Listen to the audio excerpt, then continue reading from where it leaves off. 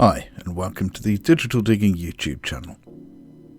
In this video, we're taking a look at the Soviet T-50 light tank, both in history and in the game of War Thunder. By 1939, a replacement was needed for the aging T-26 light tank. Specifications were issued to the OKMO Design Bureau, requiring a machine of 14 tons, a 45mm gun, and 45mm of sloped armour. The vehicle was intended, as were many light tanks of the day, for infantry support, and by the time the prototype was completed in 1940, it was looking like a very promising prospect indeed.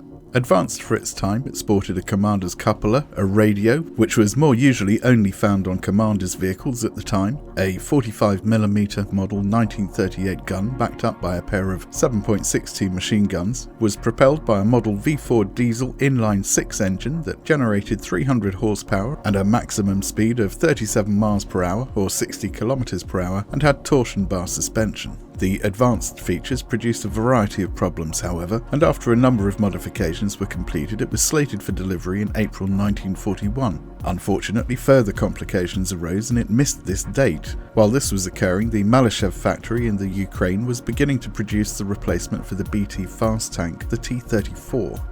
As Operation Barbarossa, the German invasion of Russia, proceeded in June 1941, some tank manufacturing was moved to Omsk after September, and the production of the T-50 finally started in earnest. Complications still plagued the production of this technically rather good tank, and two other factors more or less spelled its doom. The first was that the T-60 light tank was already being produced in large quantities, and the second was that the cost of building a T-50 was more or less equal to the cost of building the superior T-34. Additionally, the British were also supplying a perfectly good alternative in the form of the Valentine. A total of 69 T-50 tanks were completed, but only 48 of them were armed before production ceased in January 1942. One of the chief problems was the V4 inline-6 diesel engine, which proved to be extremely unreliable. It was developed with this tank in mind when other tanks, such as the T-60, the T-70 and the Su-76, got by quite happily on standard GAZ truck engines. Some T-50s were deployed on the Leningrad front, but not a great deal is known about their combat record. Most likely, many succumbed to mechanical failure, but one is known to have been captured by Finnish forces who managed to keep it running until 1944, and it can now be found in the Finnish Armour Museum in Parola.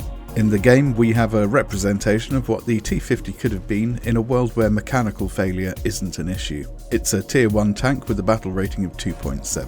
On the stat card, it has a maximum speed of 40 miles per hour or 64 kilometers per hour over level terrain, but realistically you're unlikely to get much above 33 miles per hour or 53 kilometers per hour. It carries the 45mm 20K cannon with 100 rounds of various ammunition, including armor-piercing high explosive and armor-piercing composite rigid shells. It can penetrate 59mm of armor with a stock round at 100 meters, 45mm of armor at 500 meters, and 35mm of armor at 1000 meters. There are also a pair of 7.62 DT machine guns with 3,780 rounds of ammunition mounted in the turret, which has a rotation speed of 9.4 degrees per second. It has 40mm of armour on the sides and rear, with a weak spot of 25mm on the upper rear and 45mm on the front lower glacis. The turret has another weak spot with 15mm at the rear, 40mm on the side and 40mm on the front.